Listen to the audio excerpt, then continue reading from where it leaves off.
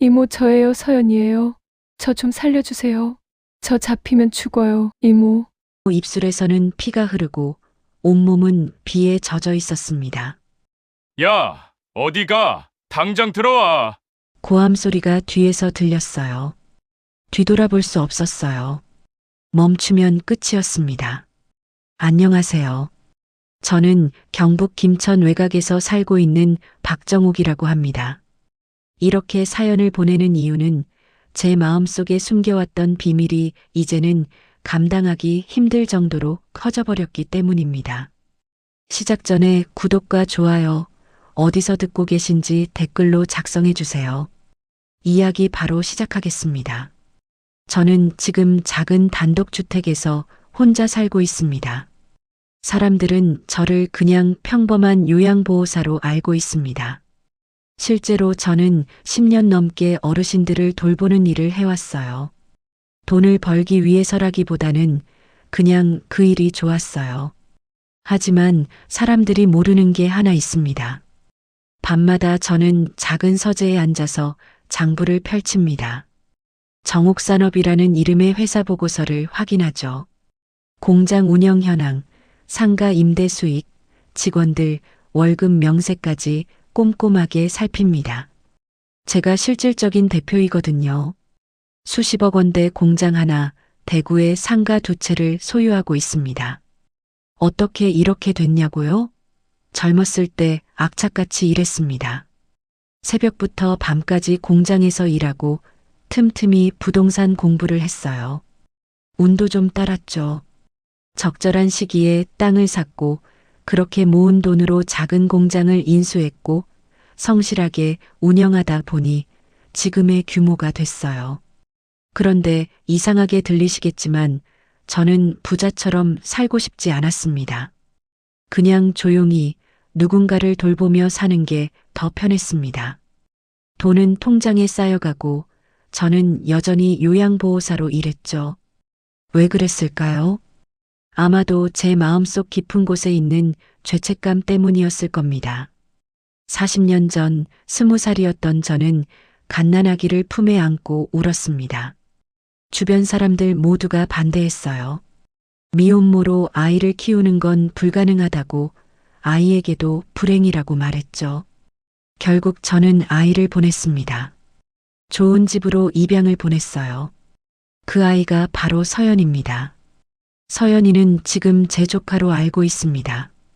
친엄마가 따로 있고 저는 그냥 먼 친척 이모쯤으로 생각하죠. 제가 일부러 그렇게 만들었습니다. 서연이를 입양 보낸 집안이 제 먼 친척이었거든요. 그래서 가끔씩 볼 수 있었어요. 멀리서 지켜보고 명절 때 얼굴 보고 생일 선물 챙겨주는 게 전부였지만 그것만으로도 감사했습니다. 서연이는 예쁘게 자랐어요. 밝고 똑똑하고 손재주도 좋았죠. 대학에서 도예를 전공하고 작은 공방까지 차렸습니다.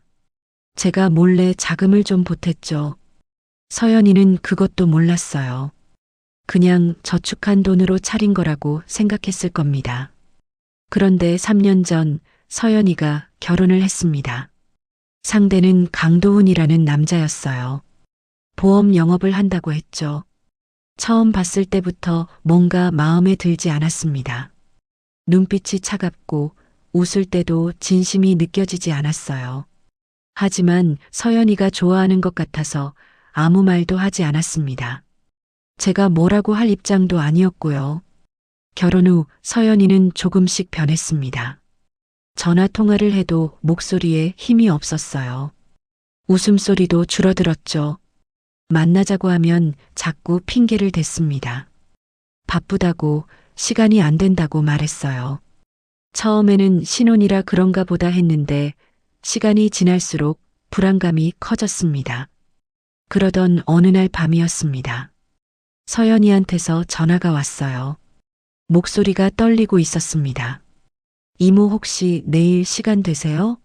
잠깐만 볼 수 있을까요? 그 순간 제 가슴이 철렁 내려앉았습니다. 무슨 일이 생긴 게 분명했어요. 엄마의 직감이라고 해야 할까요? 아니, 저는 엄마가 아니었죠. 그냥 이모였으니까요. 그래, 서연아. 언제든지 좋아. 내일 우리 집으로 올래? 네, 그럴게요. 감사합니다, 이모. 전화를 끊고 나서 한참을 창밖을 바라봤습니다. 이제는 평범한 척 숨어 사는 게 한계인 것 같았습니다. 서연이를 지켜야 합니다. 비록 엄마라고 부르지는 못하지만 제 피를 나눈 딸이니까요. 40년 전에 지키지 못했던 그 아이를 이번에는 절대 놓치고 싶지 않았습니다. 오래된 서랍을 열었습니다. 맨 아래 깊숙이 숨겨뒀던 사진 한 장이 있었어요. 20살에 제가 갓난 서연이를 안고 찍은 사진이었습니다.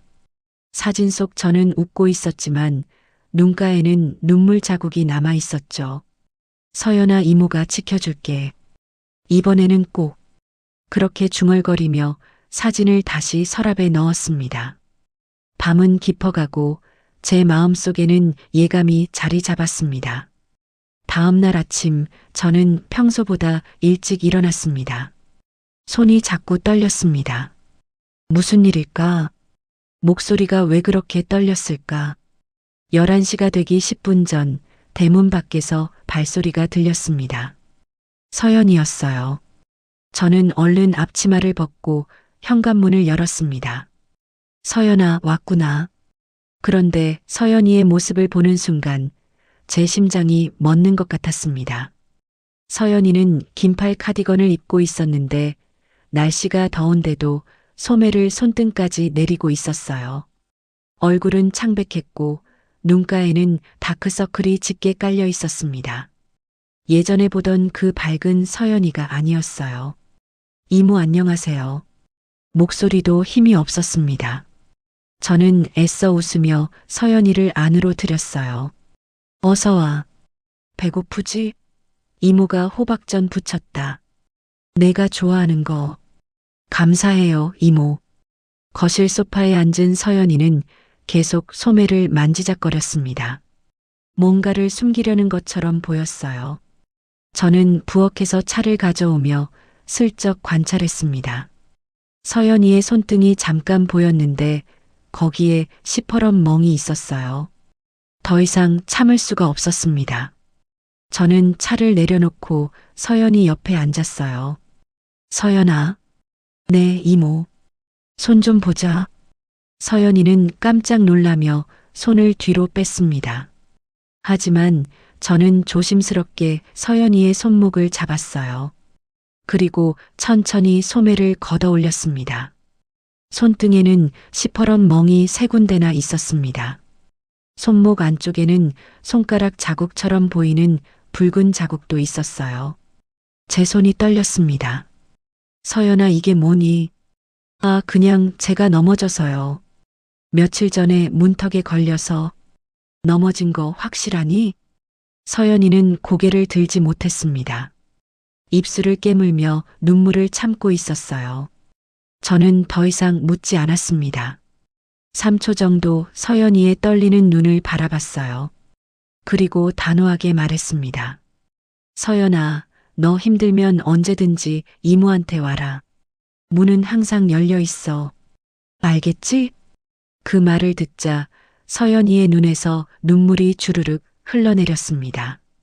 참고 있던 게 터진 거였어요. 저는 서연이를 꼭 안아줬습니다. 울어.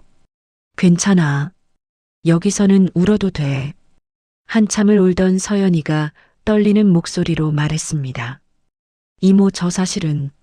천천히 말해. 괜찮아. 서연이는 숨을 깊게 들이마시고 이야기를 시작했습니다. 결혼 초반에는 괜찮았다고 했어요. 강도훈이라는 남자는 다정했고 서연이의 공방일도 응원해줬다고 했죠. 하지만 1년쯤 지나면서 달라지기 시작했답니다. 보험 영업 실적이 떨어지면서 도훈이는 점점 예민해졌어요. 너는 왜 돈을 이렇게 못 벌어? 공방은 장난하냐? 손님이 없으면 어떻게 해? 그냥 취미로 하지 그래. 전혀 돈벌이가 안 되잖아. 내 친구들은 다 돈 잘 버는 마누라 만났는데 나만 이 모양이네. 이런 말들을 매일 들었다고 했습니다. 처음에는 참았대요. 도훈이도 스트레스가 많으니까 조금만 기다리면 괜찮아질 거라고 생각했다고 했죠. 그런데 한 달 전부터는 손찌검이 시작됐답니다. 설거지를 늦게 했다고 그릇을 집어던지고 저녁을 입맛에 안 맞게 했다고 식탁을 뒤엎었대요. 서연이가 말대꾸라도 하면 손목을 세게 잡아서 멍이 들었답니다. 이모 그리고 저 사실 서연이는 말을 잇지 못하고 또 울었습니다. 저 임신했어요. 그 말에 제 손이 멈췄습니다. 임신이라니 기쁜 소식이어야 하는데 서연이의 표정에는 두려움밖에 없었어요. 축하해야 하는데 기쁘지가 않아요. 도훈이한테 말했더니 며칠 전 산부인과에서 임신 확진을 받고 집에 돌아왔을 때였대요. 저녁을 먹으면서 조심스럽게 말했답니다. 여보 나 오늘 병원 갔다 왔어. 임신했대. 도훈이는 잠깐 멈칫했다가 웃었대요. 하지만 그 웃음이 이상했답니다. 그래, 잘 됐네. 이제 너 더 나갈 생각하지 마. 당장 공방 접어. 집에만 있어. 하지만 공방은 제가 좋아하는 일이고, 좋아하는 일? 돈도 못 버는 주제에 좋아하긴 뭘 좋아해. 애 낳고 키우는 게 내 일이야. 알았어? 그래도 그때 도훈이의 손이 서연이의 손목을 세게 잡았답니다. 너무 세게 잡아서 손목에 손가락 자국이 남았대요. 말대꾸 하지 마. 앞으로 돈 관리도 내가 다 할 거야. 카드도 내가 관리하고 넌 그냥 집에만 있으면 돼. 그날부터 서연이는 갇혀 지내게 됐답니다. 외출할 때마다 도훈이한테 보고해야 했고 누구 만나는지 일일이 감시당했대요. 공방도 못 가게 했답니다. 이모 만나는 것도 싫어해요. 자꾸 이모가 저한테 나쁜 영향을 준다고 하면서 제 가슴이 답답했습니다. 이런 일이 제 딸에게 일어나고 있었다니. 아니, 딸이라고 할 수도 없는 저였죠. 그저 이모일 뿐인데 지켜주지 못한 제 자신이 너무 원망스러웠습니다. 서연아. 네, 이모. 너 여기서 지내지 그래. 서연이는 고개를 저었습니다. 안 돼요. 도훈이가 찾아올 거예요. 이모한테까지 피해 드릴 순 없어요. 피해? 무슨 피해? 이모는 상관없어. 너만 안전하면 돼. 이모 제가 좀 더 생각해 볼게요. 일단 오늘은 집에 가봐야 해요. 늦으면 또. 서연이는 말을 잇지 못했습니다. 늦으면 또 맞는다는 뜻이었죠. 저는 서연이를 보내면서 꼭 안아줬습니다. 서연아, 기억해. 언제든지 여기로 와. 이모가 널 지켜줄게. 꼭. 네, 감사해요, 이모. 그날 밤 저는 오래된 주소록을 꺼냈습니다. 거기에는 춘배 아저씨 전화번호가 적혀 있었어요. 춘배 아저씨는 제가 젊었을 때부터 알던 분인데 지금은 요양원 시설장으로 계시죠. 인맥도 넓고 필요하면 도움을 줄 수 있는 분이었습니다. 서연이가 스스로 결정할 때까지 기다려야 했습니다. 서연이를 지키겠어. 무슨 일이 있어도. 그리고 강도훈이라는 남자. 저는 그 남자에 대해 알아봐야겠다고 생각했습니다. 어떤 인간인지, 무슨 약점이 있는지 제대로 파악해야 했어요. 40년 전에 지키지 못했던 딸을 이번에는 절대 놓치지 않겠다고 다짐했어요. 서연이가 다녀간 후 며칠 동안 저는 마음을 졸이며 지냈습니다. 하지만 연락은 없었습니다. 제가 먼저 전화를 걸까도 생각했지만 괜히 서연이한테 화를 내는 남편 때문에 더 힘들어질까봐 참았습니다. 사흘째 되던 날 밤 제 휴대전화가 울렸습니다. 서연이었어요. 하지만 목소리가 이상했습니다. 더 작아지고 더 떨리고 있었어요. 이모 저예요. 그래, 서연아. 괜찮니? 이모 도훈이가 알았어요. 제가 이모 만났다는 거. 제 가슴이 철렁 내려앉았습니다. 어떻게 알았는데? 카드 사용 내역을 봤나 봐요. 김천 쪽에서 결제된 게 있었거든요. 택시비랑 편의점에서 산 것들, 그걸 보고 추궁했어요. 서연이의 목소리는 계속 떨렸습니다. 저는 최대한 침착하게 물었어요. 그래서 뭐라고 했니? 처음에는 친구 만났다고 둘러댔어요. 근데 자꾸 캐묻더니 결국 이모 만났다고 말할 수밖에 없었어요. 그래서 그 사람이 뭐라고 했어? 서연이는 한참 말이 없었습니다. 그리고 작은 목소리로 말했어요. 화를 엄청 냈어요.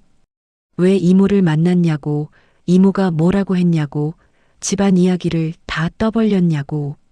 제 주먹이 불끈 쥐어졌습니다. 하지만 전화기 너머로는 침착한 목소리를 유지해야 했어요. 서연아, 너 지금 다친 데 없니? 괜찮아요. 그냥 소리만 질렀어요. 요즘은 배가 나와서 조심하는 것 같아요. 임신한 배 때문에 조심한다니. 그게 다행이라고 생각해야 하는 상황이 너무 비참했습니다. 서연아, 힘들면 언제든지 나와. 알았지? 내 이모 근데요. 응? 도훈이가 이모에 대해서 물어봤어요. 무슨 일 하시는지, 어디 사시는지, 집은 어떤지. 강도훈이라는 남자가 저에 대해 캐묻는다는 건 뭔가 계산을 하고 있다는 뜻이었어요. 그래서 뭐라고 대답했어? 이모는 요양보호사 하시고 김천 외곽의 작은 집에서 혼자 사신다고 했어요. 그랬더니 웃더라고요. 웃었다고? 네. 비웃듯이요. 그러면서 가난한 이모한테 뭘 기대하냐고 앞으로는 만나지 말라고 했어요. 저는 이해했습니다.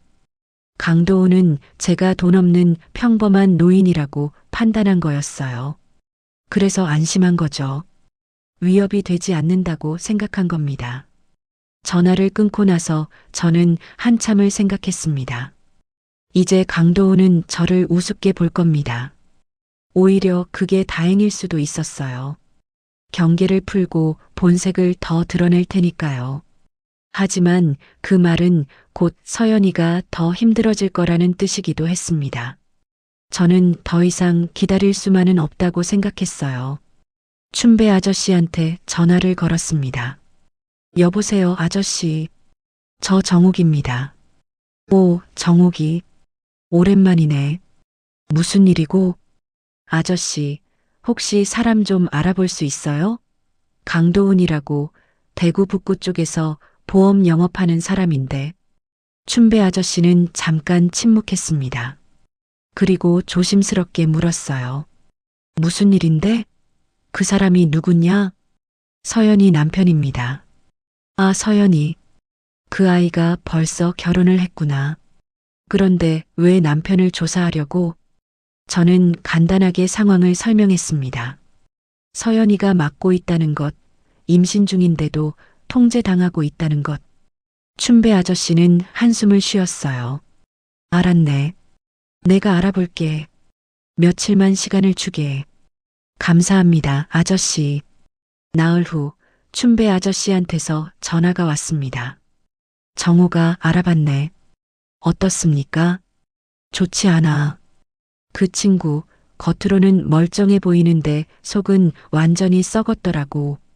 춘배 아저씨의 말에 따르면 강도훈은 3년 전까지만 해도 보험 영업 실적이 괜찮았다고 합니다. 그런데 무리하게 대출을 받아서 주식 투자를 했다가 큰 손실을 봤대요. 그 이후로 실적도 떨어지고 빚도 생기고 점점 무너져 내렸답니다. 지금은 빚이 얼마나 됩니까? 3천만 원 정도 되는 것 같더라고. 카드값 연체도 있고 대부업체한테 빌린 것도 있고. 그럼 서연이 카드로 돌려막기 하는 건가요? 그럴 가능성이 높지. 그리고 한 가지 더 있네. 춘배 아저씨의 목소리가 낮아졌습니다. 그 친구, 이전 여자친구한테도 똑같이 했다더라고. 사귀면서 통제하고 돈 관리하고 심하면 손찌검까지. 결국 그 여자가 견디다 못해 도망쳤다고 하더라. 제 손이 떨렸습니다. 그럼 강도우는 습관적으로 이런 짓을 하는 인간이었던 거예요.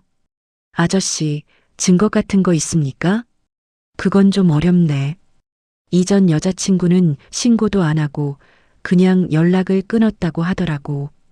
지금 서연이가 직접 신고를 하거나 증거를 남겨야 할 텐데. 전화를 끊고 나서 저는 방바닥에 주저앉았습니다. 제 딸이 그런 인간한테 당하고 있다는 게 믿기지 않았습니다.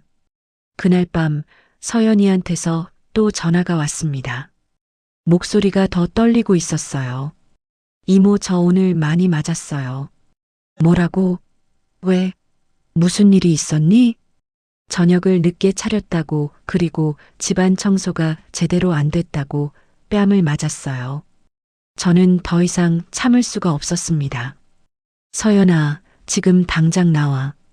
이모가 마중 갈게. 안 돼요. 도훈이가 자고 있어요. 깨면 더 화낼 거예요. 그럼 내일이라도 나와. 제발. 서연이는 한참 울다가 작게 대답했습니다. 생각해 볼게요. 근데 이모, 도훈이가 이상한 말을 했어요. 무슨 말? 이모가 착한 척 하는 거라고, 나한테 뭔가 기대하는 게 있을 거라고 했어요. 가난한 주제에 왜 남의 가정사에 끼어드냐고. 그 말을 들으니 제 안에서 뭔가 끓어오르는 게 느껴졌습니다. 강도우는 저를 완전히 우습게 보고 있었어요.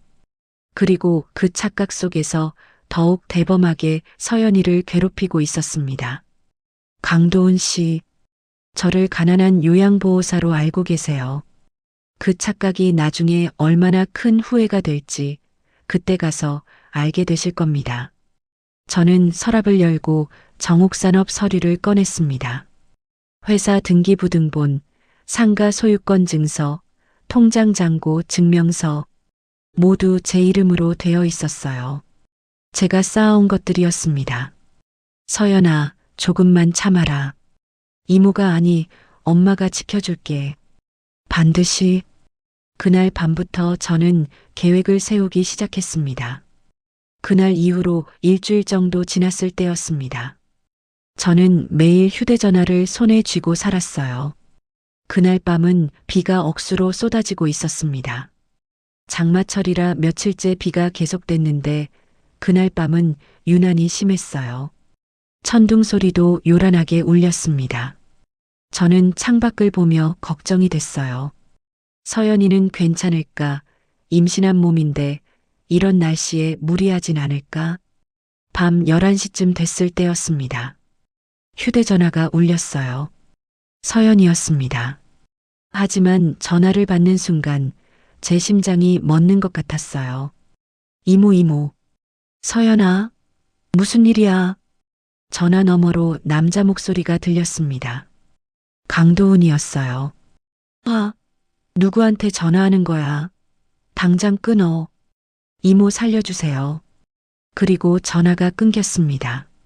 저는 미친 듯이 서연이한테 다시 전화를 걸었지만 받지 않았어요. 문자도 보냈지만 답이 없었습니다. 저는 당장 차를 몰고 대구로 가려고 했어요. 하지만 이성이 저를 붙잡았습니다. 지금 가봤자 강도훈이 문을 열어줄 리 없었어요. 오히려 서연이가 더 위험해질 수도 있었습니다. 저는 방바닥에 주저앉아 기도했습니다. 제발 서연이가 무사하기를, 제발 큰일이 생기지 않기를 빌었어요. 새벽 2시쯤 됐을 때였습니다. 대문을 두드리는 소리가 들렸어요.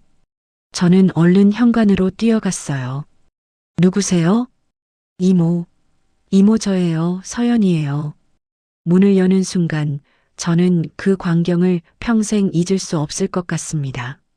서연이가 맨발로 서 있었어요. 온몸이 비에 젖어 있었고 얼굴은 눈물과 빗물로 범벅이었습니다. 왼쪽 볼이 빨갛게 부어올라 있었고 입술은 터져서 피가 나고 있었어요. 서연아. 저는 서연이를 얼른 안으로 들였습니다.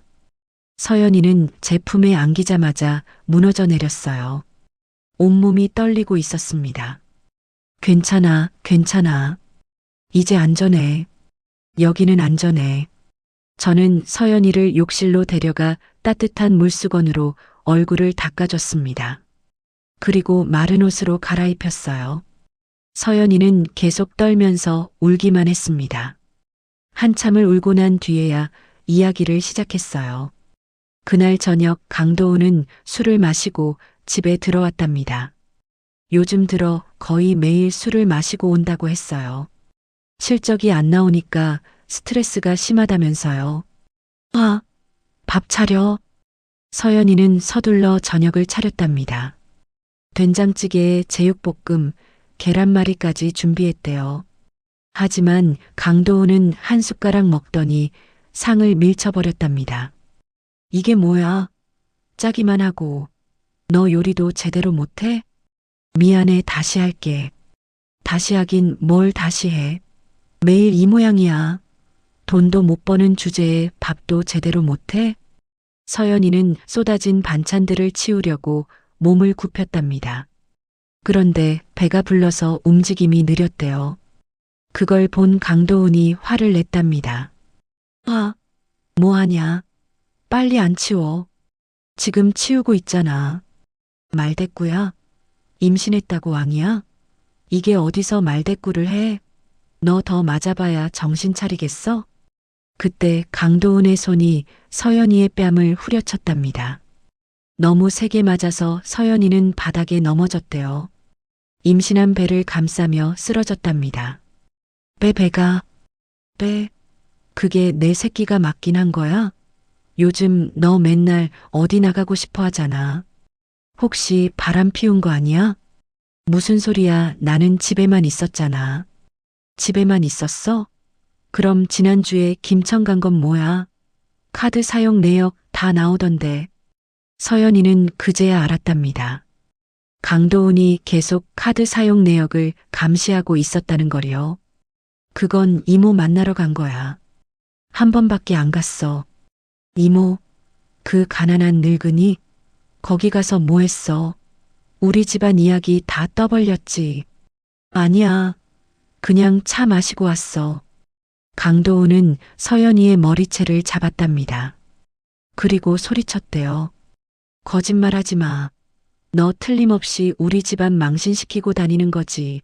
내가 너한테 못해준 게 뭐가 있어. 집도 있고 밥도 먹고 사는데. 놓아줘. 아파. 아파? 이게 아픈 거야? 강도훈은 서연이의 팔을 비틀었답니다. 서연이는 비명을 질렀어요. 그 소리에 강도훈이 더 흥분했답니다. 닥쳐. 시끄러워. 이웃들 다 듣겠어. 강도훈은 서연이의 입을 막았답니다. 서연이는 숨이 막혔어요. 발버둥을 쳤지만 남자의 힘을 당할 수 없었답니다. 그때였습니다. 강도훈이 서연이의 핸드폰을 꺼내보더니 미친 듯이 소리쳤답니다. 이게 뭐야? 오늘 카드값이 왜 이렇게 많이 나왔어? 그건 마트에서 장 봤어. 우리 먹을 거. 장을 왜 이렇게 많이 봐? 10만 원이나. 너 혹시 또 이모한테 돈 갖다 바쳤어? 아니야, 정말 장만 봤어. 거짓말. 이 거짓말쟁이. 내 돈 내 카드로 남한테 퍼주고 다니냐? 강도훈은 서연이를 다시 때렸습니다. 이번에는 주먹으로요. 서연이의 입술이 터졌고 코에서 피가 났답니다. 제발 배만은 아기만은. 서연이가 배를 감싸며 애원했지만 강도훈은 멈추지 않았답니다. 발길질이 들어왔어요. 다행히 배는 비껴갔지만 옆구리를 맞았답니다. 넌 이제 카드도 못 써. 돈도 내가 다 관리한다. 알았어? 알았으니까 제발. 강도훈은 거실을 왔다 갔다 하며 계속 소리쳤답니다. 세상에 임신한 여자가 너만 있는 줄 알아. 다들 배 부르고 애 낳고 사는데 너만 왕처럼 대접받으려고 해. 나는 그런 적 없어. 입 닥쳐. 너 그 이모한테 우리 집안 사정 다 말했지. 내가 돈 없다고 했지. 내가 빚이 있다고 했지. 아니야, 아무 말도 안 했어. 거짓말. 그럼 왜 자꾸 거기 가려고 해? 왜 전화해? 강도우는 서연이의 휴대전화를 집어들었답니다. 그리고 바닥에 내던져서 깨뜨렸어요. 이제 전화도 못해. 누구한테도 연락 못해. 알았어? 서연이는 그 순간 깨달았답니다. 이대로 있다가는 자기도 뱃속의 아기도 위험하다는 걸요. 강도훈이 화장실에 간 사이 서연이는 맨발로 현관문을 열고 뛰쳐나왔답니다. 아, 어디가? 당장 들어와. 강도훈의 고함 소리가 뒤에서 들렸지만 서연이는 뒤도 돌아보지 않고 계단을 내려갔답니다. 엘리베이터를 탈 시간도 없었어요. 계단을 뛰어 내려가다가 몇 번이나 넘어질 뻔했답니다. 밖으로 나오니 비가 억수같이 쏟아지고 있었어요. 신발도 없이 지갑도 없이 그냥 몸만 빠져나온 거였습니다. 서연이는 택시를 잡으려 했지만 돈이 없었어요. 결국 걸어서 김천까지 오기로 했답니다. 얼마나 걸었을까요? 1시간인지 2시간인지 모르겠답니다. 발바닥은 까졌고 온몸은 비에 젖었어요. 하지만 서연이는 멈출 수 없었답니다. 뒤에서 강도훈이 쫓아올 것 같았거든요. 그렇게 새벽 2시쯤 서연이는 제 집 앞에 도착했던 겁니다. 이야기를 다 듣고 나서 저는 서연이를 꼭 안아줬습니다. 서연이는 제 품에서 한참을 울었어요. 저도 울었습니다. 제 딸이 이런 고통을 겪고 있었다는 게 너무 가슴 아팠거든요. 서연아, 이제 울지 마라. 넌 여기서 나가지 않아도 돼. 이모가 지킨다. 이모 고마워요. 그리고 말이야. 저는 서연이의 눈을 똑바로 바라봤습니다. 그 쓰레기 같은 새끼는 내가 처리할게. 걱정하지 마. 그날 밤 저는 서연이를 재우고 조용히 춘배 아저씨한테 전화를 걸었습니다. 서연이가 제 집에 온 지 사흘이 지났습니다. 그 사흘 동안 저는 서연이를 극진히 돌봤어요. 멍든 곳에 약을 발라주고 따뜻한 밥을 해주고 밤마다 옆에서 손을 잡아줬습니다. 서연이는 조금씩 안정을 찾아가는 것 같았어요. 하지만 저는 알고 있었습니다. 강도훈이 곧 찾아올 겁니다. 서연이를 데려가려고 할 거예요. 사흘째 되던 날 오후였습니다. 서연이는 제 작은 방에서 낮잠을 자고 있었어요. 임신한 몸이라 쉽게 피곤해했거든요. 저는 거실에서 조용히 차를 마시고 있었습니다. 그때였습니다. 대문 밖에서 요란하게 문을 두드리는 소리가 들렸어요. 아니, 두드리는 게 아니라 거의 부수는 수준이었습니다. 아, 문 열어. 서연이 있는 거 다 안다. 강도훈의 목소리였습니다. 저는 천천히 일어나 현관으로 갔어요. 심호흡을 한 번 하고 대문을 열었습니다. 강도훈이 서 있었습니다. 얼굴은 벌겋게 상기되어 있었고 눈은 충혈되어 있었어요. 술 냄새가 풍겼습니다. 낮부터 술을 마신 것 같았어요. 서연이 데리고 나와. 조용히 하세요. 이웃들 다 듣겠어요. 저는 최대한 차분하게 말했습니다. 하지만 강도훈은 더 흥분했어요. 조용히 하라고. 당신이 내 마누라를 숨겨놓고 지금 납치야 납치. 납치요? 서연이가 스스로 여기 온 겁니다. 도망쳐서 온 거예요. 도망쳐? 무슨 개소리야. 부부싸움 좀 했다고 도망쳐? 강도훈은 제 어깨를 밀치고 안으로 들어오려고 했습니다. 저는 문을 막고 섰어요. 지금 이 아이 상태 안 보였습니까? 온몸이 멍투성이었어요. 돌아가세요. 멍? 그거야 넘어져서 그런 거지. 내가 때린 것도 아니고. 거짓말 마세요. 서연이한테 다 들었어요. 강도훈의 얼굴이 일그러졌습니다. 하지만 곧 비웃는 표정으로 바뀌었어요. 당신이 뭔데? 시댁도 아니고 친정도 아니고 그냥 먼 친척 이모잖아. 남의 부부 문제에 왜 끼어들어? 끼어드는 게 아니라 지키는 겁니다. 서연이를 지키는 거예요. 지켜? 웃기네. 당신 같은 가난한 늙은이가 뭘 지켜? 강도우는 제 집을 둘러봤습니다. 작은 단독주택이었죠. 낡은 가구들, 오래된 텔레비전, 소박한 부엌. 강도은의 눈에는 이 모든 게 초라해 보였을 겁니다. 당신 요양보호사지? 한 달에 200만 원도 못 벌 거 아니에요. 그런 주제에 우리 가정사에 참견해? 저는 아무 말도 하지 않았습니다. 그냥 강도은을 바라보기만 했어요. 강도은은 더욱 신이 났습니다. 아, 혹시 서연이한테 돈이라도 받으려고? 뭐, 얼마 줄까? 10만 원? 20만 원? 그때 방문이 열리면서 서연이가 나왔습니다. 창백한 얼굴로 서 있었어요. 도훈아, 제발 그만하고 가줘. 아, 빨리 나와. 집에 가자. 나 안 가. 다시는 안 가. 강도훈의 얼굴이 붉어졌습니다. 저는 서연이 앞을 막고 섰어요. 서연이는 여기 있을 겁니다. 돌아가세요. 이 할멈이 진짜. 강도훈이 제 팔을 잡으려는 순간이었습니다. 제 뒤에서 춘배 아저씨가 나타났어요. 미리 연락을 해뒀던 겁니다. 이봐요, 젊은 양반. 진정하시오. 당신은 또 누구야?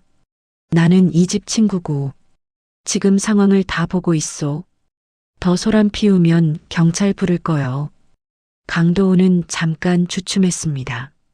하지만 곧 다시 소리쳤어요. 경찰? 좋아요. 불러요. 내 마누라 데리고 간다는데 뭐가 잘못됐어요? 마누라를 때린 건 잘못 아닙니까? 증거 있어요? 증거. 그때였습니다. 강도훈이 갑자기 비웃으며 말했어요. 아, 맞다. 제가 알아봤어요. 당신네 동네 사람들한테. 제 심장이 철렁했습니다. 뭔가 안 좋은 예감이 들었어요. 당신 말이에요. 젊었을 때 애 하나 버렸다면서요? 미혼모였다고? 주변 반대로 아이를 입양 보냈다고요? 그 순간 시간이 멈춘 것 같았습니다. 제 손이 떨렸어요. 뒤에서 서연이의 숨소리가 멎는 게 느껴졌습니다. 뭐라고요? 서연이의 떨리는 목소리가 들렸습니다. 그러게요. 이 사람이 착한 척 하는데 알고 보니 자기 애도 버린 사람이래요. 그런 사람이 무슨 자격으로 남의 가정사에 참견해요. 이모, 그게 무슨 말이에요? 저는 천천히 돌아봤습니다. 서연이가 창백한 얼굴로 서 있었어요. 이모가 애를 버렸다고요? 서연아, 그게 말이 나오지 않았습니다. 40년 동안 숨겨왔던 비밀이 가장 잔인한 방식으로 찢겨나온 순간이었어요. 강도훈은 승리한 듯 웃었습니다. 그래, 서연아. 저런 사람한테 속지 마.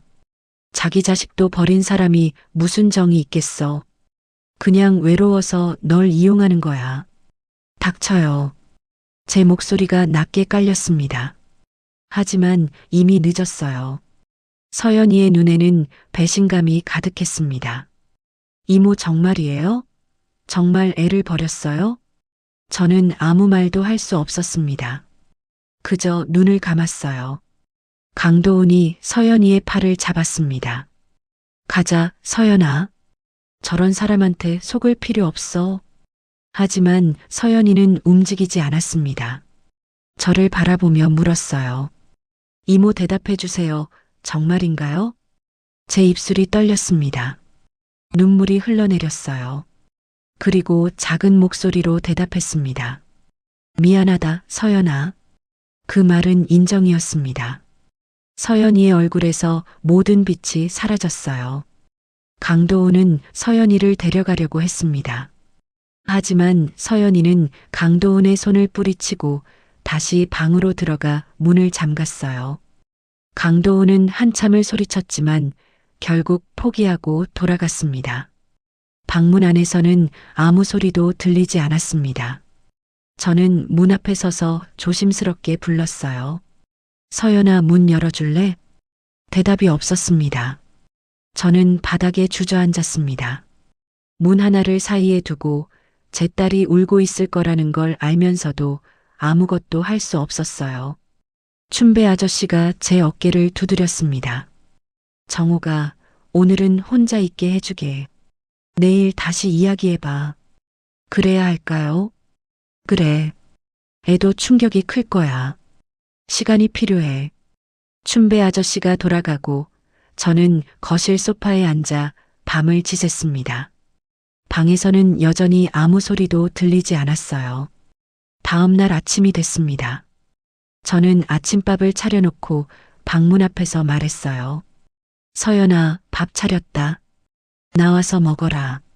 너 임신했잖아. 굶으면 안 돼. 여전히 대답이 없었습니다.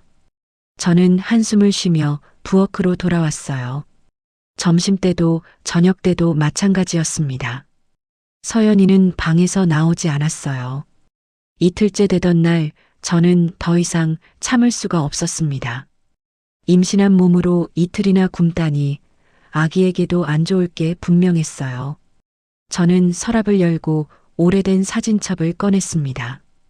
그리고 맨 처음 페이지를 펼쳤어요. 거기에는 20살의 제가 갓난아기를 안고 찍은 사진이 있었습니다. 사진 속 아기는 서연이었어요. 제가 낳은 지 3일째 되던 날 찍은 사진이었습니다. 사진을 손에 들고 방문 앞에 섰습니다. 그리고 조용히 말했어요. 서연아, 이모가 들어가도 될까? 잠시 침묵이 흘렀습니다. 그리고 작은 목소리가 들렸어요. 들어오세요. 방문을 열자 서연이가 창가에 앉아 있었습니다. 눈이 퉁퉁 부어 있었고 얼굴은 창백했어요. 이틀 동안 계속 운 것 같았습니다. 저는 서연이 옆에 조용히 앉았습니다. 그리고 손에 든 사진을 서연이 앞에 내밀었어요. 이거 봐줄래? 서연이는 사진을 받아들었습니다. 그리고 사진을 보는 순간 눈이 커졌어요. 이건 젊었을 때 나야. 그리고 내가 보고 있는 그 아기는. 제 목소리가 떨렸습니다. 40년 동안 숨겨왔던 말이 목구멍까지 올라왔어요. 서연아, 미안하다. 나는 내 이모가 아니야. 서연이는 사진을 쥔 채 저를 바라봤습니다. 눈물이 또 차오르고 있었어요. 그럼 누구예요? 저는 눈물을 삼키며 대답했습니다. 내 엄마다. 나는 내 친엄마야. 그 말과 함께 눈물이 주르륵 흘러내렸습니다. 서연이도 울기 시작했어요.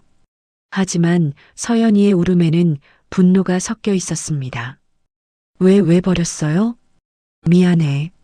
정말 미안해. 왜 이제야 말해요? 왜 평생 숨기고 살았어요? 저는 천천히 이야기를 시작했습니다. 20살 때의 일을요. 사랑하는 사람이 있었지만 그 사람은 책임지지 않았어요. 주변 사람들은 모두 반대했습니다. 미혼모로 아이를 키우는 건 불가능하다고, 아이에게도 불행이라고 말했죠. 돈도 없었어. 집도 없었고 일자리도 없었어. 너를 먹일 자신이 없었어. 그래도 버리면 안 되잖아요. 알아. 평생 후회했어. 매일 밤 너를 생각했어. 저는 입양 보낸 집이 제 먼 친척이었다고 말했습니다. 그래서 가끔씩 볼 수 있었다고요. 멀리서 지켜봤고 명절 때 얼굴 보는 게 제 유일한 기쁨이었다고 했어요. 너를 이모로 만나는 것만으로도 감사했어. 내가 웃는 걸 보면, 내가 행복해 보이면 그걸로 충분하다고 생각했어. 그럼 왜 이제 와서 말하는 거예요? 저는 서연이의 손을 잡았습니다. 내가 행복해 보였으니까. 좋은 집에서 자랐고 대학도 가고 꿈도 있었잖아. 내가 나타나서 그걸 망치고 싶지 않았어. 그럼 지금은요? 지금은 왜 말하는 거예요? 지금은 내가 행복하지 않으니까. 제 목소리가 떨렸습니다. 지금은 내가 아프니까. 내가 맞고 있고 내가 울고 있으니까. 이제라도 지켜야겠다고 생각했어. 늦었지만 이제라도 엄마 노릇을 해야겠다고. 엄마. 서연이가 그 단어를 입 밖에 낸 순간 저는 참았던 울음이 터졌습니다. 40년 동안 한 번도 듣지 못했던 그 말이었어요. 미안해, 정말 미안해. 엄마가 못나서, 엄마가 힘이 없어서. 서연이도 울었습니다. 한참을 울고 나서 서연이가 작게 말했어요. 저도 궁금했어요. 진짜 엄마가 누군지. 그래. 양부모님이 좋은 분들이셨지만 가끔씩 생각했어요. 내 진짜 엄마는 어떤 사람일까? 나를 왜 보냈을까? 미안해. 그런데 이모가 아니, 엄마가 항상 잘해주셨잖아요. 생일 때마다 선물 주시고, 아플 때 챙겨주시고, 왜 이렇게 잘해주시나 했는데, 서연이가 저를 바라봤습니다. 눈물 가득한 눈으로요. 엄마였구나. 저는 서연이를 꼭 안았습니다. 40년 만에 제 딸을 엄마로서 안는 순간이었어요. 서연이도 제 품에 안겨 한참을 울었습니다. 그날 밤 서연이가 잠든 후 저는 책상 서랍에서 정옥산업 서류들을 꺼냈어요. 그리고 변호사에게 전화를 걸었습니다. 여보세요, 김 변호사님. 저 박정욱입니다. 상속 구조 변경하려고요. 단독 상속자를 제 딸 이서연으로 지정해 주세요. 알겠습니다. 서류 준비해 드리겠습니다. 전화를 끊고 춘배 아저씨한테도 연락했습니다. 아저씨, 이제 움직여야겠어요. 강도훈이란 놈 제대로 처리해야겠습니다. 알았네. 준비하지. 제 결심은 확고했습니다. 이제 제 딸을 지킬 시간이었어요. 저는 김 변호사님 사무실에서 서류를 받았습니다. 정옥산업의 모든 지분과 상가 두 채, 그리고 예금 계좌까지 모두 서연이 앞으로 상속 구조를 변경한 서류였어요. 이제 서연이는 수십억 원대 재산의 상속자였습니다. 변호사님, 이 서류 사본 한 부 더 주세요. 네, 알겠습니다. 저는 그 사본을 봉투에 넣었습니다. 그리고 대구에 있는 강도훈의 주소로 등기우편을 보냈어요. 이제 곧 재미있는 일이 벌어질 겁니다. 사흘 후 아침이었습니다. 집 앞에서 차 소리가 들렸어요. 창밖을 보니 강도훈이 차에서 내리고 있었습니다. 하지만 지난번과는 달랐어요. 정장을 말끔하게 차려입고 손에는 과일 바구니를 들고 있었습니다. 저는 문을 열고 나갔습니다. 강도훈은 어색하게 웃으며 인사했어요. 어머님, 안녕하세요. 어머님이라니. 지난번에는 가난한 늙은이라고 하더니 말투가 완전히 바뀌었습니다. 무슨 일로 오셨습니까? 그게 죄송합니다. 지난번에 제가 너무 실례를 했습니다. 화가 나서 그만. 강도훈은 계속 머리를 조아렸어요. 하지만 저는 그 눈빛을 봤습니다. 탐욕으로 가득한 눈빛이었어요.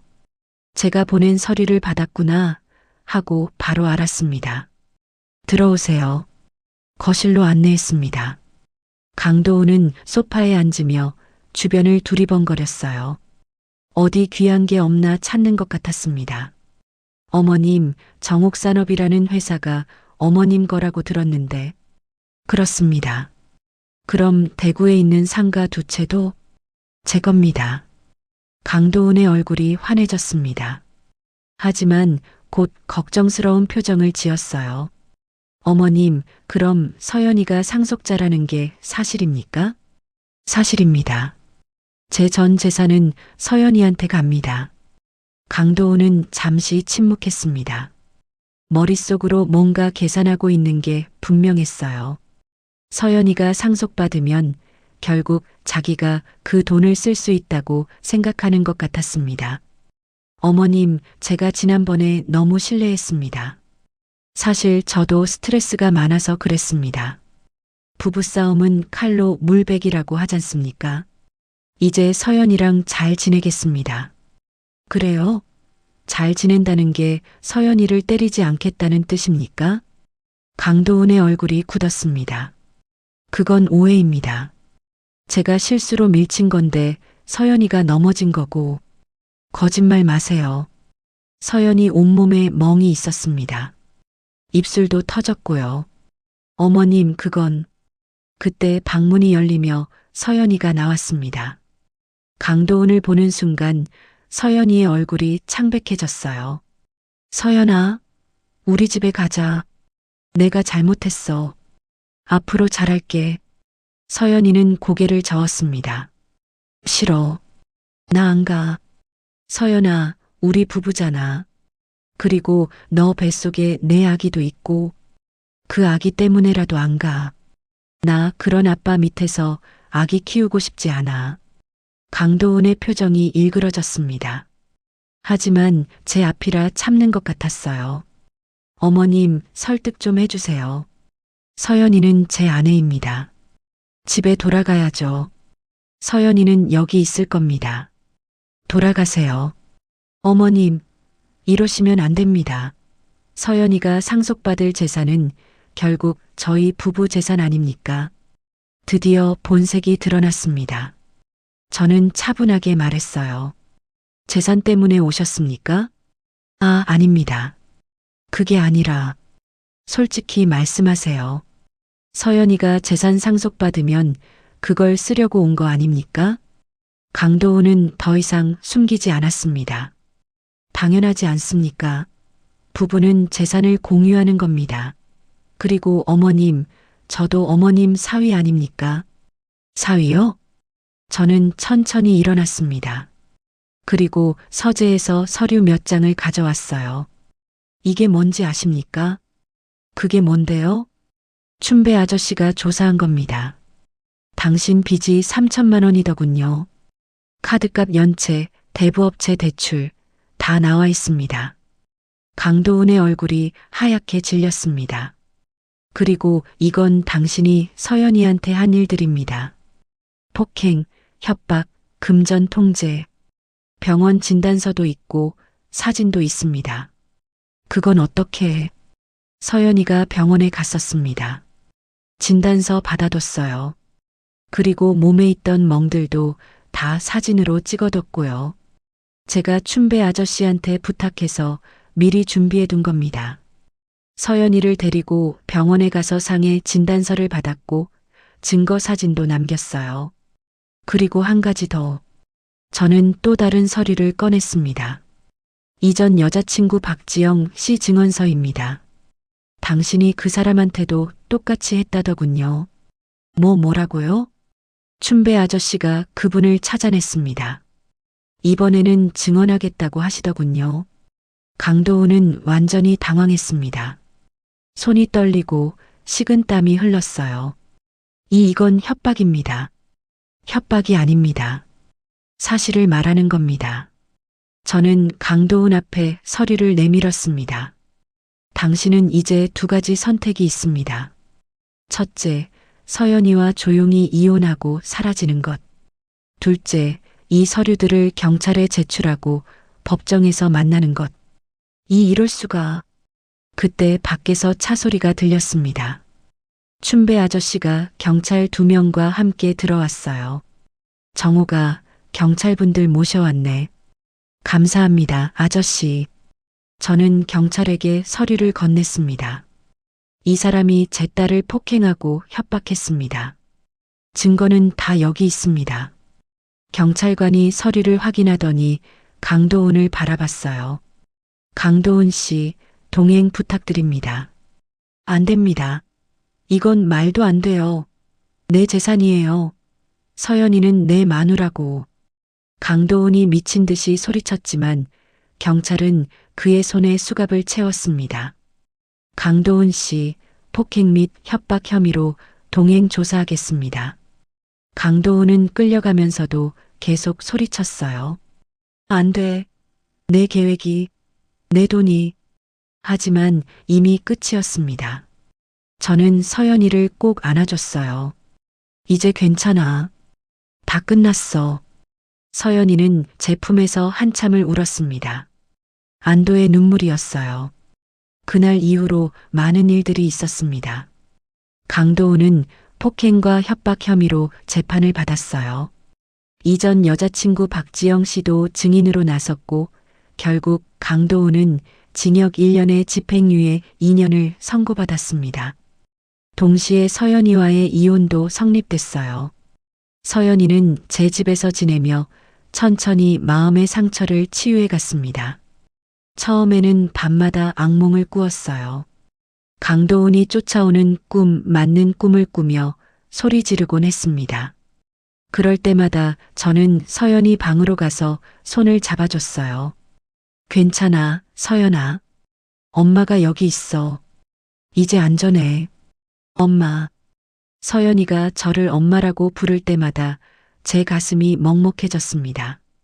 40년을 기다린 그 호칭이었거든요. 서연이의 배가 제법 불러왔어요. 임신 7개월이었습니다. 어느 날 아침 서연이가 텃밭에서 저를 도와주고 있었어요. 엄마, 나 공방 다시 하고 싶어. 그래. 괜찮겠니? 응. 아기 낳기 전까지는 할 수 있을 것 같아. 그리고 손으로 뭔가 만들면 마음이 편안해져. 저는 서연이의 손을 잡았습니다. 그래라. 엄마가 도와줄게. 공방 자금도 지원해주고. 엄마 너무 많이 받는 것 같아서 미안해. 무슨 소리야? 다 내 거야. 정옥산업도 상가도 다 내 앞으로 되어 있잖아. 서연이는 웃었습니다. 오랜만에 보는 밝은 웃음이었어요. 한 달 후 김천 시내에 작은 공방이 문을 열었습니다. 서연도의 공방이라는 간판이 달렸어요. 서연이는 매일 그곳에 나가 도자기를 빚었습니다. 임신한 몸이었지만 행복해 보였어요. 엄마, 오늘 손님이 3분이나 오셨어. 찻잔 세트 주문받았어. 그래, 잘 됐네. 엄마가 홍보 많이 해주셔서 그런가 봐. 요양원 어르신들도 오시고. 저는 요양보호 일을 하면서 서연이 공방을 많이 알렸습니다. 그렇게 시간이 흘러 겨울이 지나고 봄이 왔습니다. 서연이의 출산 예정일이 다가왔어요. 3월 어느 따뜻한 날 아침이었습니다. 엄마 배가 아파. 진통이구나. 병원 가자. 저는 서연이를 차에 태우고 김천병원으로 달렸습니다. 응급실로 들어가면서 서연이가 제 손을 꼭 잡았어요. 엄마 무서워. 괜찮아. 엄마가 옆에 있어. 걱정하지 마. 10시간의 진통 끝에 서연이는 건강한 여자 아기를 낳았습니다. 3.2kg의 예쁜 아기였어요. 저는 유리창 너머로 손녀를 봤습니다. 작은 손, 작은 발, 눈을 꼭 감고 자는 모습이 서연이 어렸을 때와 똑같았어요. 병실에서 서연이가 아기를 안고 있었습니다. 지친 얼굴이었지만 행복해 보였어요. 엄마, 이름 지어줄래? 내가? 응. 엄마가 지어줘. 저는 한참 생각했습니다. 그리고 말했어요. 은유. 은혜 은자의 넉넉할 유자. 은혜롭고 넉넉한 아이로 자라라고. 은유 좋다. 박은유. 서연이는 아기를 제 품에 안겨줬습니다. 제 손녀였어요. 서연이를 안았을 때처럼 이 아기도 제 품에 안겨 있었습니다. 눈물이 났어요. 은유야 할머니야 잘 자라렴. 일주일 후 퇴원해서 집으로 돌아왔습니다. 저는 서연이와 은유를 돌보는 게 너무 행복했어요. 밤에 은유가 울면 제가 먼저 일어나서 안아줬습니다. 엄마, 제가 할게요. 괜찮아. 엄마가 할게. 너는 쉬어라. 엄마 고마워요. 서연이는 산후조리를 마치고 다시 공방으로 나갔습니다. 저는 은유를 돌보며 요양보호 일도 계속했어요. 바쁘지만 행복한 나날이었습니다. 어느 봄날 오후였습니다. 저는 텃밭에서 상추를 따고 있었어요. 서연이가 공방에서 돌아와 은유를 안고 텃밭으로 왔습니다. 엄마, 오늘 큰 주문 들어왔어. 호텔에서 식기 세트를 주문했대. 정말 잘 됐다. 엄마 덕분이야. 엄마가 정옥산업 사람들한테 소개해줘서. 무슨 소리야? 내 실력이 좋으니까 그렇지. 서연이는 제 옆에 앉았습니다. 은유는 서연이 품에서 방긋 웃고 있었어요. 엄마, 응? 나 행복해. 서연이의 눈에 눈물이 맺혔습니다. 예전에는 행복이 뭔지 몰랐어. 강도훈이랑 살 때는 매일 무서웠고 힘들었고, 근데 지금은 매일 웃어. 은유랑 있을 때도, 공방에서 일할 때도, 엄마랑 밥 먹을 때도, 저도 눈물이 났습니다. 서연아, 엄마가 나를 지켜줘서 고마워. 엄마가 엄마라고 말해줘서 고마워. 저는 서연이를 안았습니다. 그리고 은유도 함께 안았어요. 제 딸과 손녀가 제 품에 있었습니다. 나도 고마워. 다시 엄마가 되게 해줘서. 엄마는 평생 내 엄마였어. 이모였을 때도 지금도. 멀리 정옥산업 공장의 굴뚝에서 하얀 연기가 피어오르고 있었습니다. 서연이 이름으로 된 회사였어요. 상가 임대료도 꼬박꼬박 들어오고 통장에는 돈이 쌓여갔습니다. 하지만 그 모든 것보다 중요한 건 지금 이 순간이었어요. 제 옆에 딸이 있고 손녀가 있고 따뜻한 햇살이 비치는 이 순간 말입니다. 저는 하늘을 바라보며 작게 중얼거렸습니다. 늦게 온 행복도 오래 기다리면 제자리를 찾아오네요. 40년을 기다렸지만 이제는 우리 셋 다 행복합니다. 진짜 행복이 뭔지 이제야 알 것 같습니다. 서연이가 제 손을 잡았습니다. 은유는 햇살 속에서 평화롭게 잠들어 있었어요. 잘 들으셨나요? 이게 제 이야기입니다. 듣고 계신 분들도 힘든 시간을 지나고 계시다면 포기하지 마세요. 늦었다고 생각할 때가 가장 빠른 때라고 하지 않습니까? 저처럼 말입니다.